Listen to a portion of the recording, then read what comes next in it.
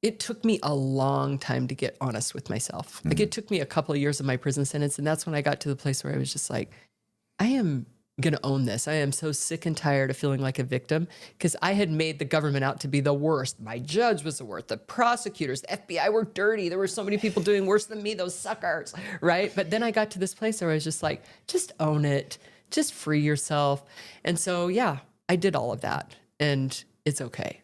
But yeah, I think it took me a long time to get to that place. And the other thing that was hard was I lost everything. Like prior to getting into real estate, I had a nice home, I had a good income, and really greed and my addiction took me to a place that I never want to go back to. Like I don't dream about fraud. Like it doesn't excite me. I think your addiction is more the hustle than I definitely like the hustle, but my main addiction is codependency when I was younger, but mostly drug addiction.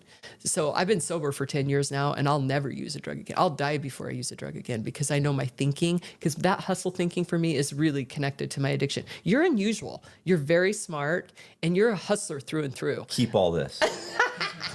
You are unusual. No, like I don't think I've ever met anyone as smart because a lot of people I'm sitting there in prison. I'm like, what? Like you guys, you thought you were going to get away with that? What were you thinking? You know, because I mean, I remember meeting my friend Macy and at this point, I'm really struggling to take ownership of my crime. And she comes in and she goes, I'm a drug dealer. They send drug dealers to prison. What's your problem? You're a fraudster.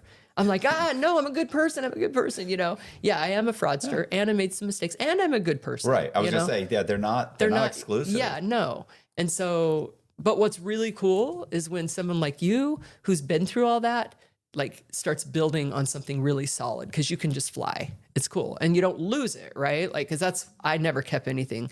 Where's my wife? I keep telling my wife, I'm an amazing person. You are. She sounds amazing too, though. Or I'll see somebody in out, whatever, and they'll be like, oh my God, you're Matt Cox. Oh my God, bro, yeah. I love your stuff. I watch this.